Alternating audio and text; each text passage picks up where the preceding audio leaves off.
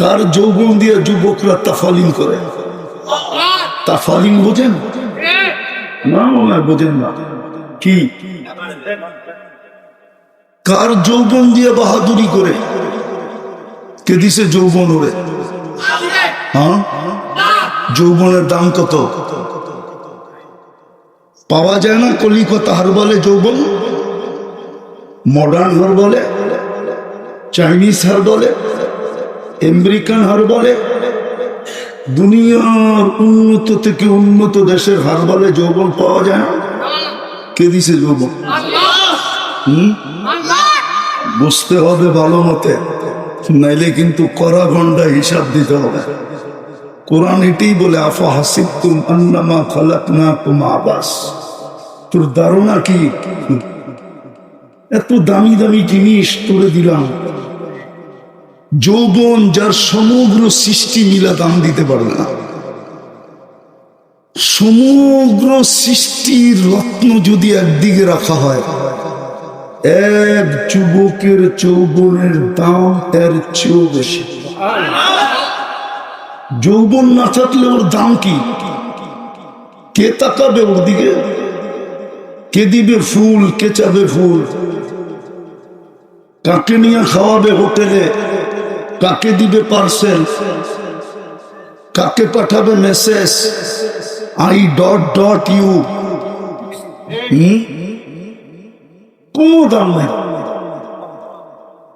ঠিক নারীকে নারীত্ব দিছে কে? আজ পর্যন্ত আমার সমাজের একটা লোক পাওয়া যাবে না যে তৃতীয় লিঙ্গের দায় দায়িত্ব দিছে। আমার রাষ্ট্র পাওয়া যাবে না, রাষ্ট্র অনেক, তৃতীয় লিঙ্গ, ওর দায় দায়িত্ব নিয়ে লাভটা কি? ঠিক না? এই জন্যই তো আপনাকে বাড়িতে এসে খুঁজতে থাকে কোন জায়গায় বাচ্চা হয়েছে, কোন বাড়িতে বিয়ে হয়েছে। ঠিক না? রাস্তায় থামায় থামায় নিতে থাকে, আর যুবকরা দেখা খালি হাততালি দিতে থাকে। ঠিক না? ভালো মতে বুঝতে হবে, নাহলে কিন্তু হিসাব দিতে হবে। বাকিগুলা বললাম না। পুরুষকে পুরুষত্ব দিয়া সাজাইছে, যুবককে যৌবন দিয়া সাজাইছে, নারীকে নারীত্ব দিয়া সাজাইছে। এই জন্যই তো আল্লাহ বলে, তোর ধারণা কি অনার্থক সৃষ্টি? অনার্থক তোর পিছে দেয়। সমগ্র সৃষ্টি করলাম 2 অক্ষর দিয়া। আল্লাহ 2 অক্ষর দিয়ে সব সৃষ্টি করছেন। কুন ফাকান, ইদা আরাদা শাইয়ান আইয়াকুলা লাহু কুন ফায়াকুন। কুরআন বলে, যেটাই বানাইতে চান, যেটাই বানাইতে চাইছেন বা চাবেন, শুধু কোন বলতে দেরি, হতে দেরি হবে না। বিশাল থেকে বিশাল, ক্ষুদ্র থেকে ক্ষুদ্র। কিন্তু আপনাকে আমাকে কুদরতি হাত দিয়ে বানাইছেন, কুদরতি হুকুম দিয়া। যুবক, তুমি কুদরতি হাতের তৈরি,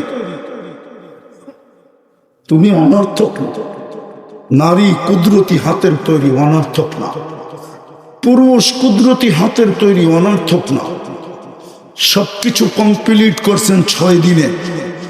সমগ্র সৃষ্টি আল্লাহ কমপ্লিট করছেন 6 দিনে। সিত্তা দিয়া আমাদেরকে অস্তিত্ব দিতে, পূর্ণ করতে, আমাদেরকে পূর্ণতা দিতে, জমিনে পা রাখা পর্যন্ত 10 মাস সময় নিছেন। 10 মাস।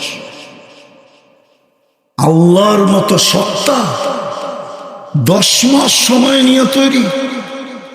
বোঝা গেল এর পিছনে কোনো কারণ আছে। এই জন্যই কোরআন বলছে, তুমি অনর্থক না। একটু ভাবো, নাইলে কিন্তু জবাব দিতে হবে। একটু বোঝো, নাইলে কিন্তু জবাব দিতে হবে। সত্য। একটার হিসাব কিতাব মিলানো সম্ভব হবে না। যদি মজমাকে জিজ্ঞেস করি, দৃষ্টি একটা নেয়ামত, কয়টা? একটা না? সত্য তো? হ্যাঁ, আজ পর্যন্ত কতবার দেখছেন? মিলাই দিতে পারবেন? কত কিছু দেখছেন। যুবকরে যদি বলি যুবক মিলাই দে, একটাই তো নেয়ামত দৃষ্টি। কত দেখ, কতবার দেখছিস বল, কত জিনিস দেখছিস বল। প্রত্যেক দৃষ্টিতে তো আমরা 26 কোটি ক্যামেরা ব্যবহার করি। 2 চোখে 26 কোটি ক্যামেরা, 13 কোটি 26 কোটি ক্যামেরা। প্রত্যেক দৃষ্টিতে যুবক 26 কোটি ক্যামেরা ব্যবহার করে।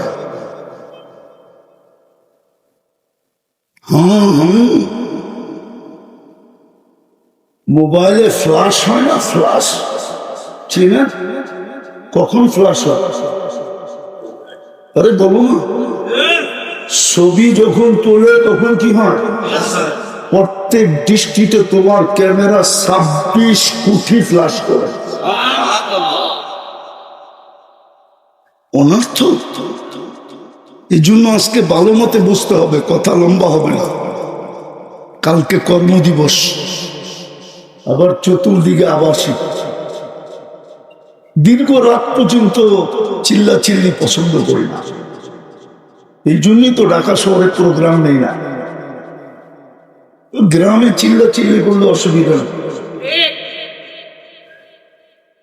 তো বসতে হবে, নাইলে কাজে জবাবদেহি করতে হবে।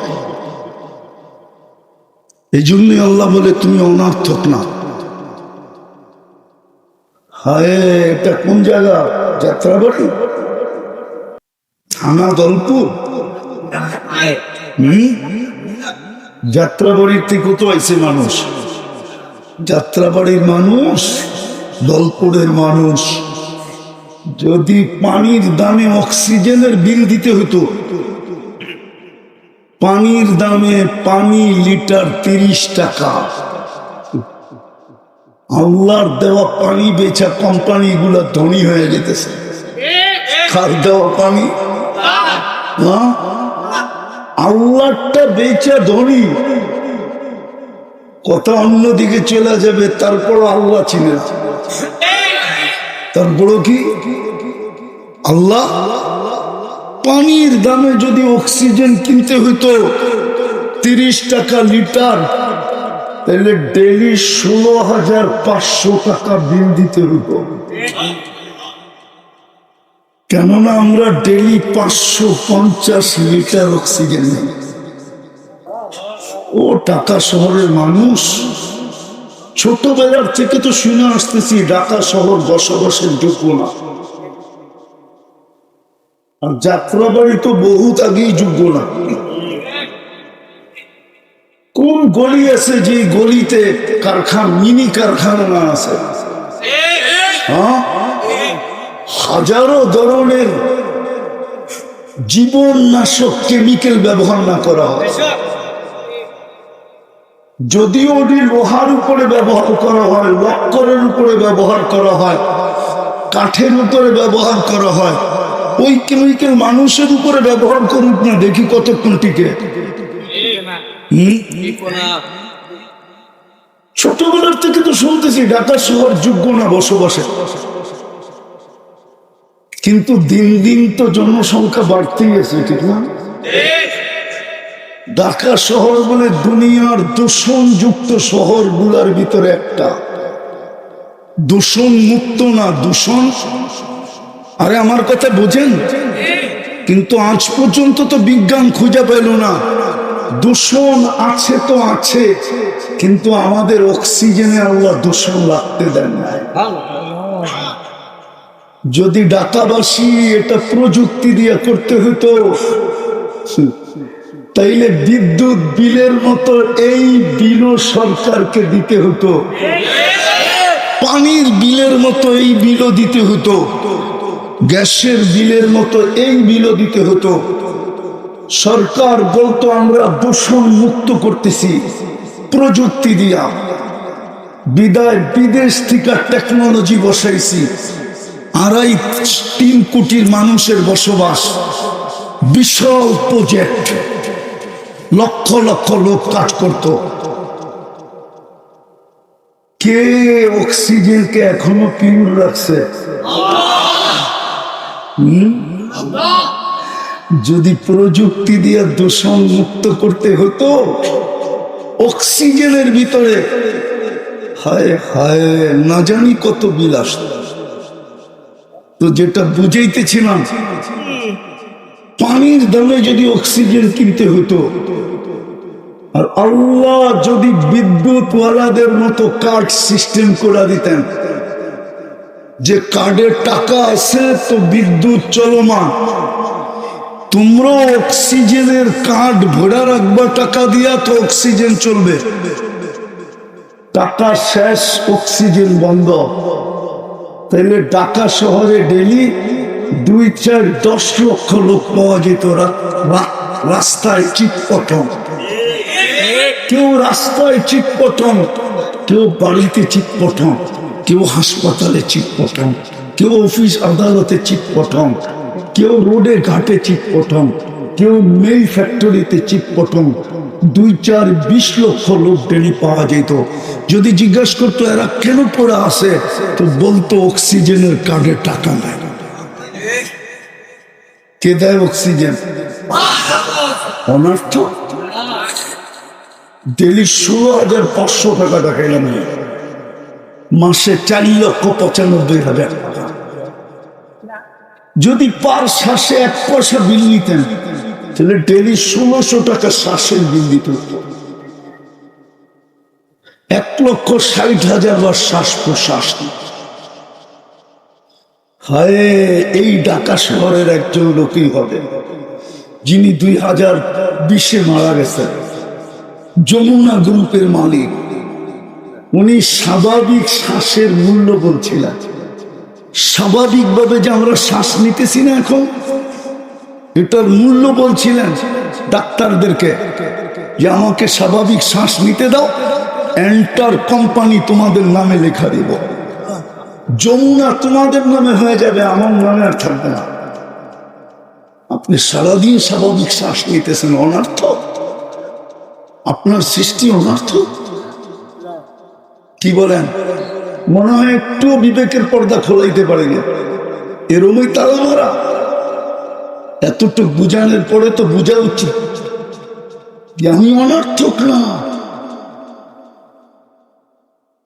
আমি অনর্থক না। আমার পিছে 24 ঘন্টা আল্লাহ শ্রম সেবা দেন, অনর্থক না। আল্লাহ যদি সেবা না দিতেন, কসম খোদার এক শ্বাস নেওয়ার ক্ষমতা নেই, এক কদম দেওয়ার ক্ষমতা নেই, এক দৃষ্টিতে নজর দেওয়ার ক্ষমতা নেই। সব জায়গায় কন্ট্রোল রুম আছে, আল্লাহ কন্ট্রোল রুম ফিট করছেন। আর এই সেবা অনর্থক না। এই সেবা এই জন্যই, এই সেবা এই জন্য আমি যেন সফল হই। সফল কি? সফল বোঝেন? গেনার বোঝেন? আপনি আর আমি যেন সফল হই, চিরদিনের সফল, দুনিয়ার সফলতা না। দুনিয়ায় মানুষ সফল কতক্ষণ হয়? যুবক সফল যতক্ষণ যৌবন আছে, যৌবন শেষ অসফল। এখন আর ওর দিকে কেউ তাকাবে না। ও তাকাইলে মানুষ গালি দিবে, বলবে বুড়া খাটাস। এখনো তাকায়, মনে হয় বুঝাইতে পারি না। কি বলবে? বানর বুড়া তো হইল, গাছ বাওয়া ছাড়ল। গালি দিবে। যৌবন যতক্ষণ আছে ততক্ষণ তুমি সফল, যৌবন শেষ, সফলতা শেষ। রূপসী রূপ যতক্ষণ আছে সফল, রূপ শেষ। উদাহরণ দিব না? রাগ হয়ে যাবে না? বয়স্করা মনে হয় রাগ হয়ে যাবে। এই বয়স্ক দাড়ি পাকা মানুষগুলাকে জিজ্ঞেস করেন, পুরাটা জীবন যৌবন যার কাছে দিয়া দিছে, এখন ওনার কাছে গেলে উনিও বিরক্ত হয়। সরব কি সত্য না? আরে বুড়ারা কোক, তোমরা কো কেন? বয়স্করা বলো সত্য কিনা? হ্যাঁ সত্য তো। উনিও বিরক্ত হয়। বুঝা গেল সফলতা শেষ। একদিন বড় সফলতা ছিল, এখন আর বলে না তুমি মরে গেলে আমি মরে যাব। একদিন বলতো তুমি মরে গেলে আমি মরে যাব। এখন আর বুঝা গেল সফলতা শেষ। মানুষ দুনিয়ায় সফল কতক্ষণ আছে? যতক্ষণ নাই সফলতা।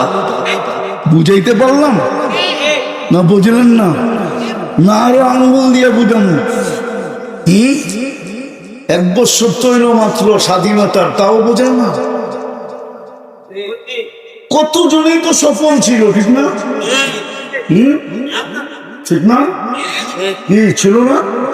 এখন বল সফলতা করল নাই, সফলতা নেই, ঠিক না? এখন দিনে বাইরে তো বোরকা বেড়া বাইরে। আমি বাংলাদেশের কথা বলতেছি না, আমি চিনি, আমি দুনিয়া ঘুরে বেড়াই তো। আর দুঃখের বিষয় আমি আপনাকে স্বাধীনতাও দেখি না। ওই সময় তো আমি ছিলামই না। 18 জুলাই আমি চলে গেছি দেশের বাইরে, ইংল্যান্ডে। যদি স্বাধীনতা হইতেছিল ওদিন আমি জমিনেই ছিলাম না। হ্যাঁ, আমি 39,000 ফিট উপরে ছিলাম মাটির থেকে। আমি ইংল্যান্ড থেকে কানাডায় যেতেছিলাম, নাইবা শুনছি স্বাধীন হয়ে গেছে। বিদা আমি তো এতটুক বুঝবো না, ঠিক না? কিন্তু এতটুক জানি বহুত মানুষ দিনে বাইরেল ওই বিদেশের বাড়ি তো মুখ দেখাবে।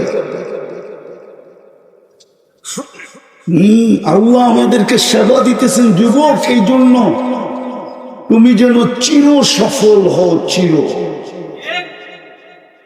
এই জন্যই তোমার পিছনে সেবা, তোমার পিছনে সেবা, তোমার পিছনে খরচ, তোমাকে সুরক্ষা। নাইলে কসম খোদা, আজকে দুপুরও ভূমিকম্প হয়েছে, জানেন? 2:30টার সময় ভূমিকম্প হয়েছে বাংলাদেশ। উৎপত্তি স্থল ছিল সিলেট, সিলেটের কেন্দ্রে। নাইলে জমিন কবে গ্রাস করে নিত? জমিন তো ডেলি বলে আল্লাহকে,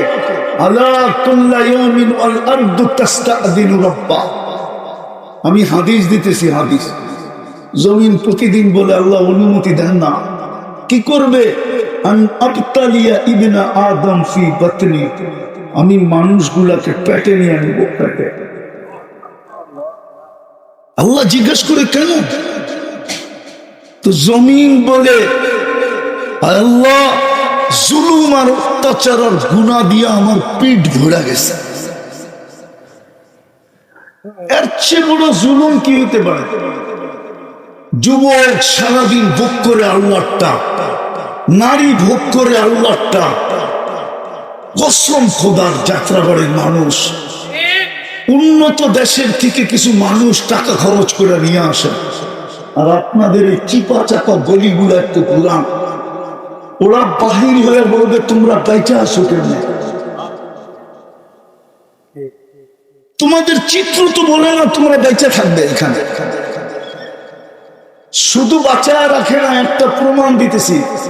2020-এ যখন করোনা চলতেছিল বিলকুল তুঙ্গে, লকডাউনের লকডাউন, তখন বাংলাদেশের স্বাস্থ্য সংস্থা চেক করে দিছে, দেখছে গুলশান আলাদের অ্যান্টিবডি কত, আর আমাদের তেজগাঁও বস্তি আলাদের অ্যান্টিবডি কত। অ্যান্টিবডি বুঝেন তো, রোগ প্রতিরোধ ক্ষমতা। তো দেখে গুলশান আলাদের হলো 65 আর ওই তেজগাঁও বস্তি আলাদের 75, 10 বেশি। অথচ যুক্তি বলে তর্ক বলে বস্তি আলাদাটা জিরো হওয়ার কথা ছিল কি যেইখানে খায় ওইখানেই ঘুমায়। আগেরটা বলি যেইখানে পেশাব পায়খানা ওইখানেই ঘুম, ঠিক না? ওদের তো অ্যান্টিবডি জিরো হওয়ার কথা ছিল, কিন্তু গুলশানওয়ালাদের থেকে 10 কে বাড়ায় দিছে। কে কে বাড়াইছে? বিদা আপনারটা আমারটা যে যেখানে দুনিয়া মনে বাঁচার কথা না, কিন্তু দেখলে দেখা যাবে এইখানের মানুষের অ্যান্টিবডি গুলশান বনানী আমাদের থেকে বেশি। কে বাড়ায় দিছে? জমিন এটাই বলে আল্লাহ 24 ঘন্টা গুনাহ। একটা গুনাহ দেখাই যেটা সবচেয়ে বড়, এর চেয়ে বড় মনে হয় কোনো গুনাহ নাই। 5 বেলা কে ডাকে? আরে বলেন না কে ডাকে? কে ডাকে? আরে জুড়ে বলেন। আল্লাহ বললে গুনাহ হবে না, 40 নেকি মিলবে। আল্লাহ যত জোরে বলবেন ভিতরে চাপ দিয়া তত বেশি হার্ড স্ট্রং হবে। স্ট্রং আল্লাহ যত বেশি শক্তি লাগায়া বলবে ভিতরটা আলোকিত হবে, ভিতরের রগগুলা ওপেন হবে, ওপেন প্রশস্ত। 4টা শব্দ মুখ করেন, তারপরে যায় অ্যাড্রেস নেওয়া যায়, ওই ডাক্তারকে জিজ্ঞেস করেন। বাংলাদেশি ডাক্তার না, আমেরিকান ডাক্তার। আমার কাছে অ্যাড্রেস আছে, অডিও আছে, ও হার্টের ডাক্তার। নিয়ে যান, জিজ্ঞেস করেন, বলবো হুজুর ঠিক বলছে। এই গবেষণা আমারই, আমি গবেষণা করছি যে আল্লাহ বললে ভিতরে কি হয়, এটা ওর থিসিস। আল্লাহ বললে গুনাহ হবে না। 5 বেলা কে ডাকে?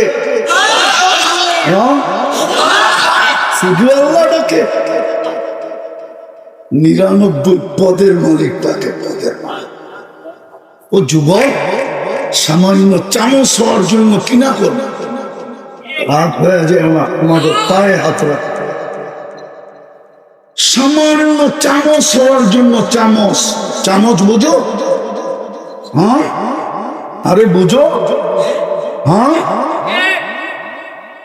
মনে হয় শব্দটা খারাপ হয়ে গেল, ঠিক না? ফিরে আনিয়ে নিতেছি শব্দ।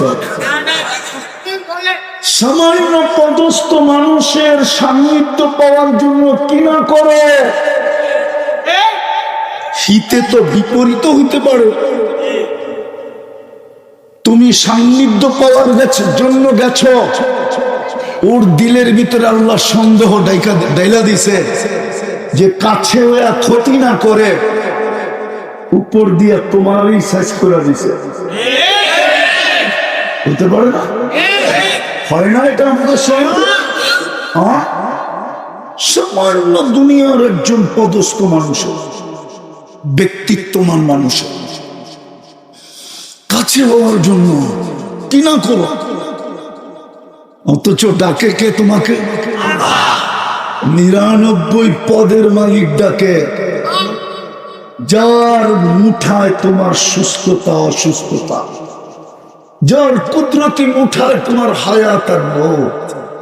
যিনি শুধু আল্লাহ না, যিনি রহমান, যিনি রহিম, যিনি মালিক, যিনি কুদ্দুস, যিনি সালাম, যিনি মুমিন, যিনি মুহাইমিন, যিনি আজিজ, যিনি জব্বার, যিনি মুতাকাব্বিরুল খালিকুল বারিকুল মুসাব্বিরুল গফফারুল কাহ্হারুল ওয়াহ্হাবুর রাজ্জাক ذو الفتاح العليم قابض الباسط الخافض الرافع المؤز المذل السميع البصير الحكم العدل اللطيف الخبير الحليم العظيم الغفور الشكور العلي الكبير الحفيظ المقيت الحسيب الجليل الكريم الرقيب المجيب الواسع الحكيم الودود المجيد الباعث الشهيد الحق الوكيل القوي المتين الولي الحميد الموصي المبدي المعيد المحيي المميت الحج والقيوم الواجد الماجد الواحد الواحد الأحد الصمد القادر المقتدر المقدم المؤخر الأول والآخر الظاهر والباطن الوالي المتوالي البر التواب المنتقم العفو الرؤوف مالك الملك ذا الجلال والإكرام المقسط والجامع والغني والمقني المانع الضار النافع النور الهادي البديع والباقي الوارث والرشيد الصبور জল্লে জালালু, যিনি 99 পদের মানে।